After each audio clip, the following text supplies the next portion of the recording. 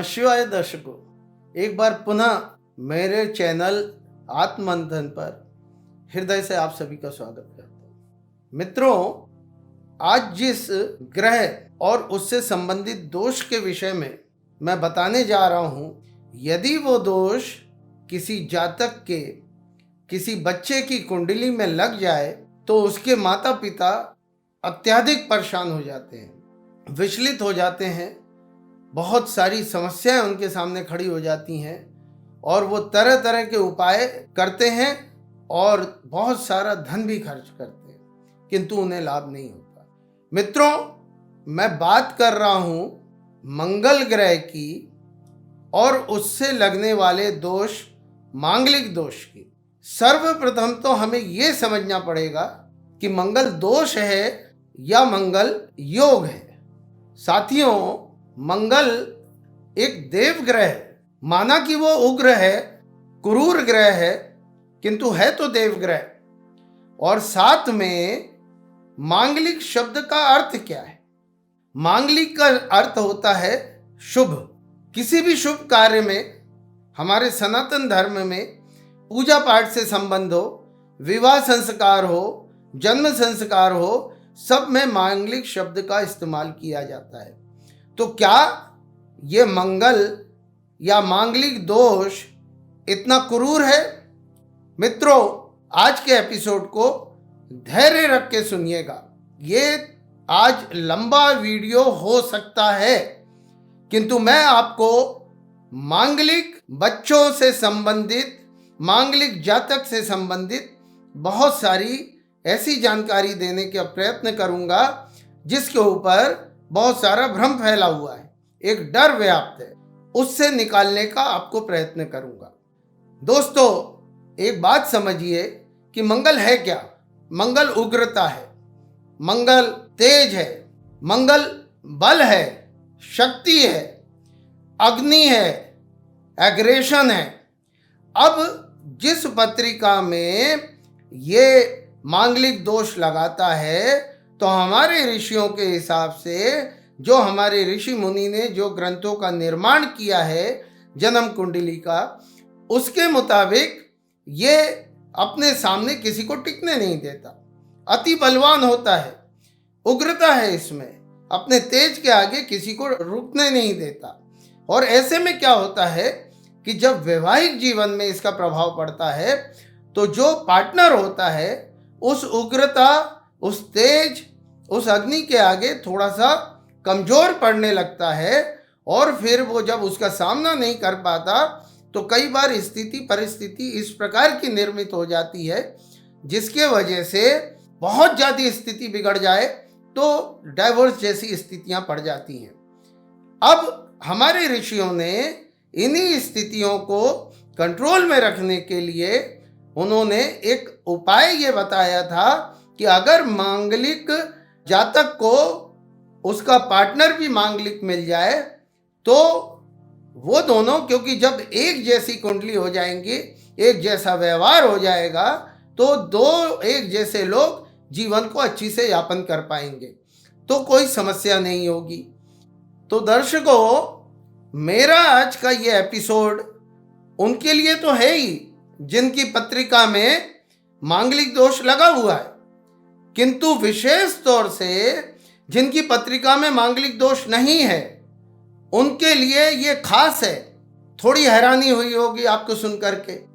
समझिए मेरी बात को।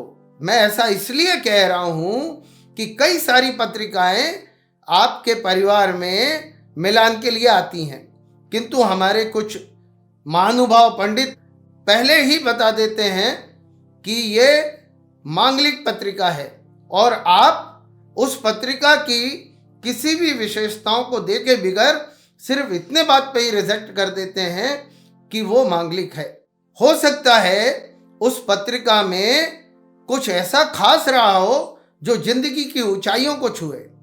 आपके घर का वो सदस्य जिससे उसका विवाह होने वाला था, उसके साथ मिल करके बड़ी उड़ान भर सकता था, किंतु एक पंडित जी के कहने पर, एक ज्योतिषाचार्य के कहने पर, जिसने शायद ठीक से पूरी चीज नहीं देखी, और उसने बोल दिया कि ये पत्रिका मांगलिक है और आपने उस रिश्ते को रिजेक्ट कर दिया। मंगल एक तरीके से देखा जाए तो कुंडली में वरदान है और उस वरदान को बिना सोचे समझे रिजेक्ट ना करें। दर्शकों, मांगलिक अपने आप में बहुत ही तेज और तर्रार स्वभाव के होते हैं। ऐसे लोगों को बड़ी ऊंचाइयों पर देखा गया है। और एक खास बात मैं आपको बता दूं कि हमारे ऋषियों ने जो वर्णन किया है उस हिसाब से पत्रिका में 12 खंड 12 घर होते हैं। उन 12 में से 5 घरों में अगर मंगल विराजमान हो तो मांगलिक दोष लग जाता है। अब आप बात को समझने का प्रयत्न कीजिएगा, यानी कि ये लगभग 5 भाव में अगर मंगल लग गया तो 40 से 45% भावों में मंगल दोष लग गया, यानी 100 में से 45 लोगों को मंगल दोष होता है। तो क्या ये इसका निर्णय, जो एक स्थिति ऐसी बन रही है कि मांगलिक है और मांगलिक से मांगलिक का ही विवाह करें, गैर मांगलिक से उसका विवाह नहीं हो सकता, तो इसमें कितनी सत्यता है उसको भी उजागर करूंगा। एक और बात यहाँ पर आप लोग समझ ले कि मैं आपको जो बताने जा रहा हूं वो इसलिए भी खास है कि लगभग 100 में से 90 मांगलिक दोष की पत्रिकाओं में कैंसिलेशन हो जाता है, उसका परिहार हो जाता है, निवारण हो जाता है। तो मित्रों, आज के मेरे इस एपिसोड को ध्यानपूर्वक सुने और अपनी पत्रिकाओं को निकाल लें, ताकि मैं जो कुछ भी आपको बताने जा रहा हूं और इतनी सरलता से, इतनी सुगमता से आपको समझाऊंगा कि आप स्वयं देख पाएंगे कि आपकी पत्रिका में मंगल दोष है या नहीं है, और अगर है तो उसकी काट हो रही है या नहीं हो रही है, उसका निवारण हो रहा है या नहीं हो रहा है। दर्शकों, जैसा कि आप लोगों को यह बताया गया है कि मंगल अगर किसी कुंडली में मांगलिक दोष उत्पन्न कर दिया है तो जिस जातक की कुंडली में यह दोष है उसको विवाह होने में बहुत दिक्कतें आएंगी। दूसरी बात यह बताई गई है कि विवाह अगर होगा तो बहुत विलंब से होगा। साथ में अगर विवाह हुआ तो संतान उत्पत्ति में दिक्कत हो सकती है। साथ साथ ये भी बताया गया कि पति पत्नी के बीच में विवाद की बहुत सारी स्थितियां बनेंगी और विवाद की स्थिति उस स्तर तक पहुंच जाएगी कि तलाक भी हो सकता है, डाइवोर्स हो सकता है। और तो और हद तो तब पार हो गई जब यह बताया गया कि मांगलिक दोष से पीड़ित जातक का अगर मांगलिक से ही विवाह नहीं किया गया तो 2 में से किसी एक की मृत्यु तक हो सकती है। अब आप सोच के देखिए कि उस जातक या जिस जातक के माता पिता से इन शब्दों का इस्तेमाल किया गया है, जिन्होंने अपने हृदय के कलेजे के टुकड़े को कितनी मुसीबतों से पाल पोस कर बड़ा किया है, उसके सामने ऐसे शब्द कितने घातक होंगे।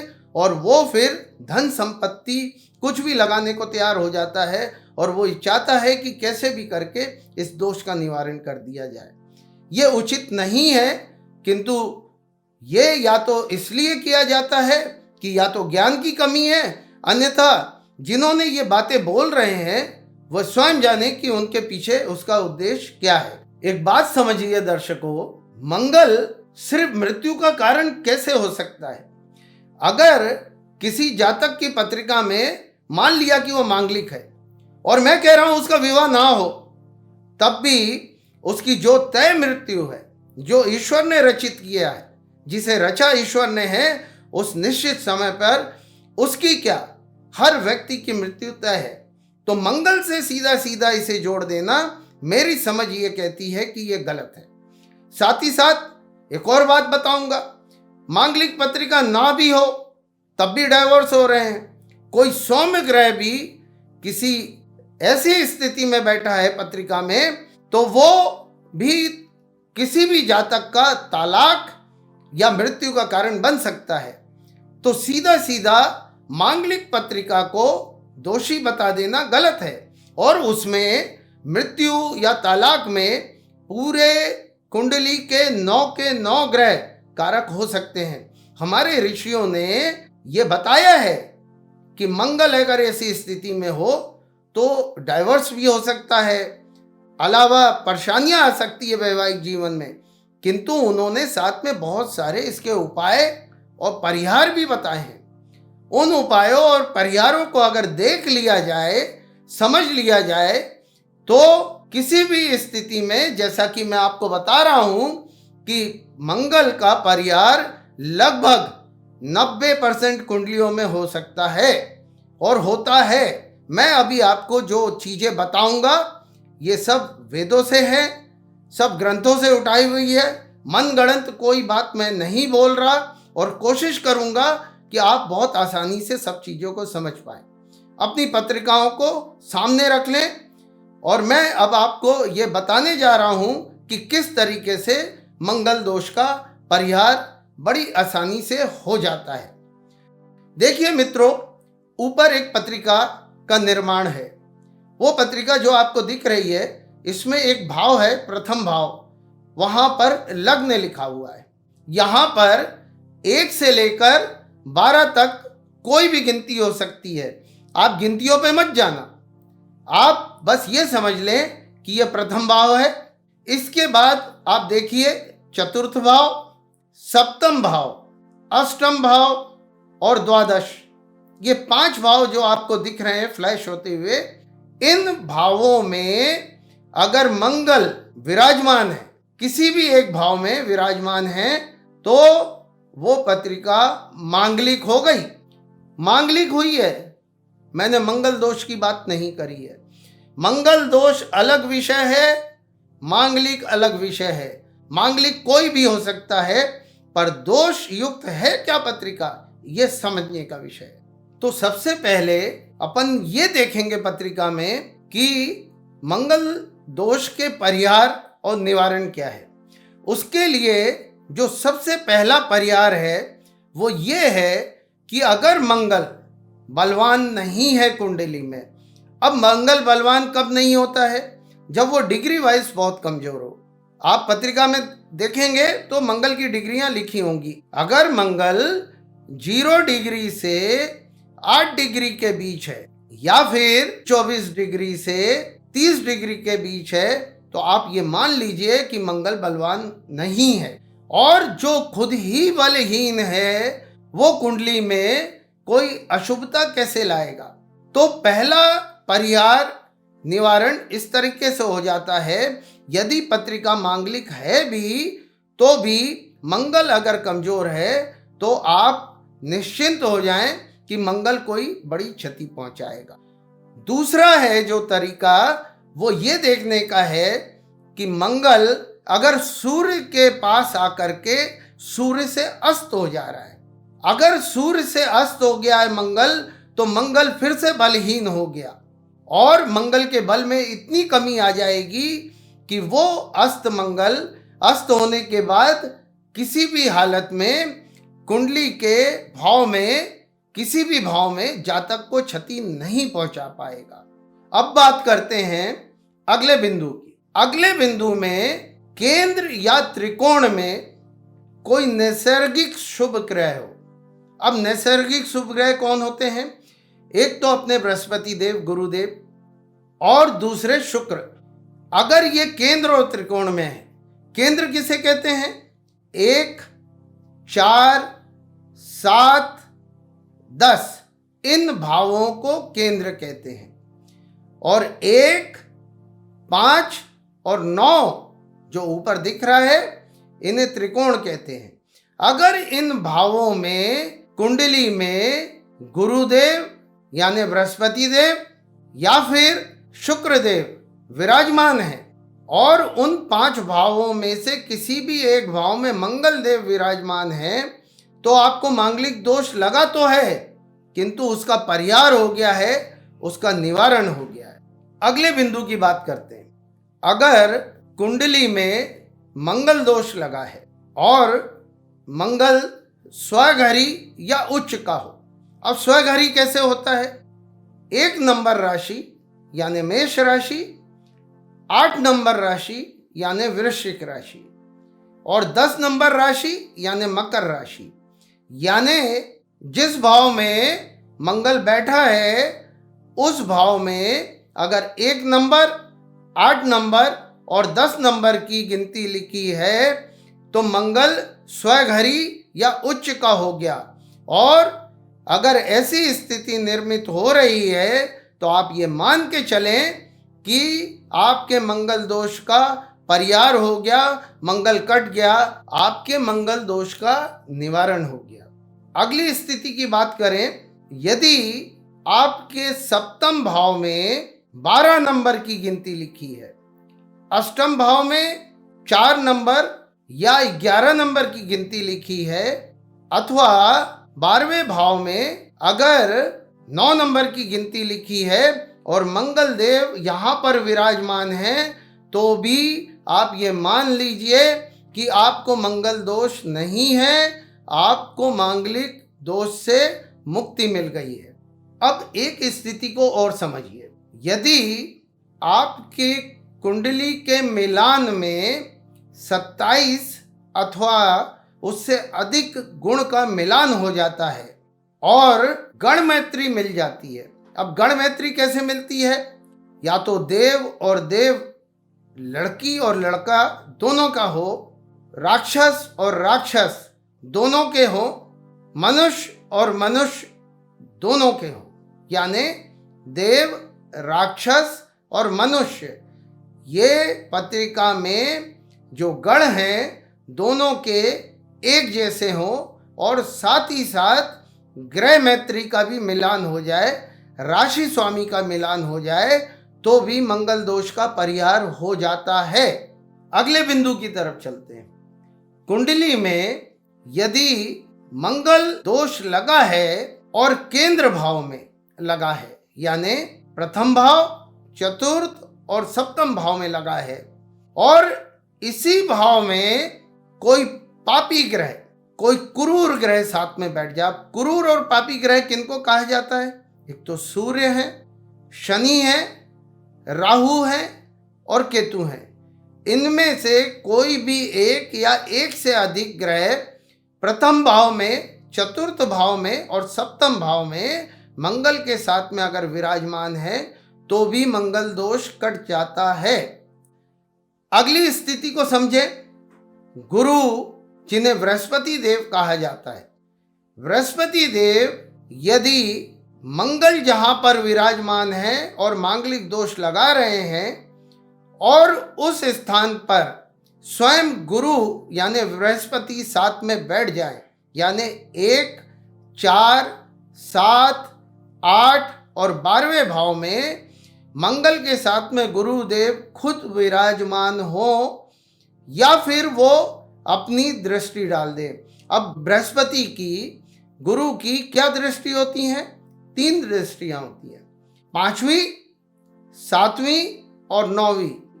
एक उदाहरण के तौर पर आपको समझाता हूं। मान लीजिए कि आपका मंगल कुंडली के 12वें भाव में बैठा है और गुरुदेव बैठे हैं चतुर्थ भाव में, तो ये चौथे भाव से अपनी 9वीं दृष्टि मंगल पर डाल देंगे।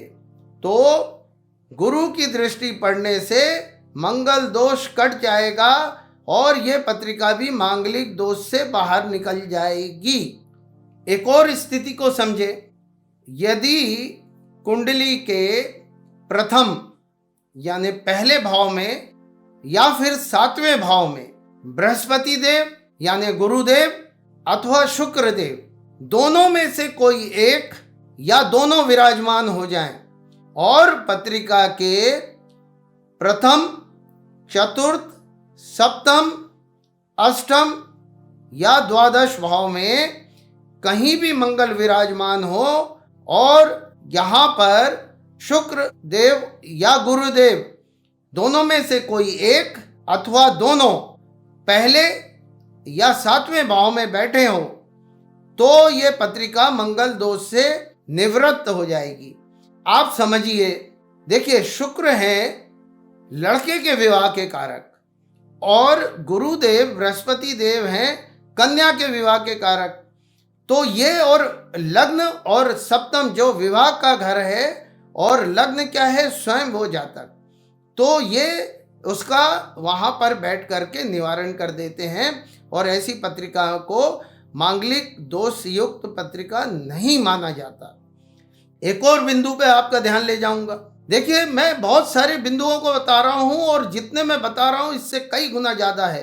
तभी मैंने आपको बोला है कि 90% के करीब कुंडलियों में मांगलिक दोष रहता ही नहीं है, सिर्फ पत्रिका मांगलिक होती है। देखिए, अगला जो मैं बता रहा हूं उसमें जिन भावों की मैंने बात किया है 1, 4, 7, 8 और 12, इन भावों में मंगल अगर बैठ जाए तो मांगलिक हो जाते हैं। अगर जातक के, चाहे वो लड़की हो चाहे लड़का हो, उसकी कुंडली में इन किसी भाव में मंगल बैठा है और उसके होने वाले पार्टनर या उसके पार्टनर की पत्रिका में उसी भाव में राहु, केतु या फिर शनि, तीनों में से कोई भी एक ग्रह विराजमान हो जाए तो भी मंगल दोष नहीं लगता। उदाहरण के तौर पे समझिए, मान लीजिए कि 8वें भाव में मंगल बैठे हैं जातक की पत्रिका में और उसके होने वाले पार्टनर की पत्रिका में 8वें ही भाव में राहु, केतु या शनि देव, इन तीनों में से कोई भी एक ग्रह बैठा हो तो मांगलिक दोष का निवारण हो गया। और समझे दर्शकों, यदि इन 5 भावों में जहां मैंने बताया कि मंगल दोष लगता है, अगर मंगल कहीं विराजमान है और वहां पे 5 नंबर की गिनती लिखी है तो वो सिंह राशि हो गई और सिंह राशि पर भी मंगल अपने दुष्परिणाम नहीं दे पाता और एक तरीके से मंगल दोष का परिहार हो जाता है। एक स्थिति और है, मंगल अगर वक्री हो, अब वक्री ग्रह अपने कभी भी अशुभ या शुभ जिस भी स्थिति में हो वो परिणाम दे ही नहीं पाते, तो मंगल क्योंकि मांगलिक दोष लगा रहा है तो वो अपने अशुभ परिणाम किसी हालत में नहीं दे पाएगा, वक्री मंगल। और वक्री मंगल से भी घबराने की जरूरत नहीं है और यहाँ पर भी मंगल का परिहार हो गया, मंगल दोष निवारण हो गया। एक और चीज समझे, यदि चंद्रमा मंगल के साथ में इन किसी 5 भावों में विराजमान हो, यदि चंद्रमा वो भी शुभ हो तो अति उत्तम है। पूर्णिमा का चंद्रमा यदि मंगल के साथ विराजमान है तो भी मंगल दोष का निवारण हो गया। ऐसे कई सारे बिंदु हैं दर्शकों जो और भी वर्णित है, पर मैंने कुछ खास बिंदुओं की तरफ आपको लेकर गया हूं। अब एक बहुत खास बात आपको बताने जा रहा हूं, बड़े ध्यान से सुनिए। ये एक ऐसे विषय को बताने जा रहा हूं जिस ओर अगर आपका ध्यान जाएगा तो आपका मन प्रसन्नचित्त हो उठेगा। आपके बच्चे के या आपके स्वयं की पत्रिका में मान लीजिए आप या आपका पार्टनर मांगलिक है, किंतु उसकी मंगल की दशाएं आकर के चली गई हैं विवाह से पूर्व। अब मंगल की दशाएं आनी ही नहीं है तो मंगल परिणाम कब देगा? मंगल तो परिणाम देने की स्थिति में ही नहीं है। मंगल दोष का जो सबसे खराब परिणाम आएगा वो मंगल की दशाओं में आएगा। तो अगर मंगल की दशाएं ही आपको नहीं पड़ रही, बीच में पड़ेंगी अंतरदशाएं थोड़े समय के लिए और प्रत्यंतर बहुत ही थोड़े समय के लिए, तो ये स्थिति उतनी घातक नहीं होगी। तो साथियों, आज मैंने प्रयत्न किया कि आपको ये बता सकूं कि मंगल बहुत शुभ ग्रह है, देव ग्रह है, क्रूर है, अपनी प्रवृत्ति से ही वो इतना सक्षम है कि अपने लक्ष्यों को साधने में सफल होता है। मांगलिक पत्रिका को स्वीकारें, ये देखें कि अगर उसमें मंगल दोष है और उसका परिहार हो रहा है तो वो पत्रिका मात्र मांगलिक रह गई है, मंगल दोष नहीं है उसमें। और अपने पुत्र और पुत्री के लिए उत्तम चयन करें, स्वयं के लिए किसी अच्छे पार्टनर को तलाशें और सिर्फ इतनी सी बात पर किसी पंडित, किसी ज्योतिषाचार्य के कहने पर किसी अच्छे अपने होने वाले पार्टनर को अस्वीकार ना करें। मेरा आपको सुझाव है कि अपनी पत्रिका को एक या एक से अधिक जो ज्ञानी हो, समझदार पंडित हो, जानकार ज्योतिषाचार्य हो, उनसे इस विषय पे जानकारी लेने के बाद ही किसी निर्णय पे पहुंचे। तो साथियों, मुझे लगता है कि आज मांगलिक दोष और मांगलिक क्या होता है, दोनों का अंतर मैं आपको समझा पाया होऊंगा। आशा करता हूं बहुत आसानी से आपको चीज़ें समझ में आई होंगी और आपको मेरा यह वक्तव्य जरूर अच्छा लगेगा। और अगर अच्छा लगा है, इसे आगे बढ़ाएं, अपने और भी साथियों को इसको भेजें, मेरे चैनल को सब्सक्राइब करें। आगे और कोई भी अन्य बड़ी ही रोचक जानकारी के साथ आपके सामने उपस्थित होऊंगा। आज के लिए बस इतना ही। अब मुझे इजाज़त दें। हर हर महादेव, जय महाकाल।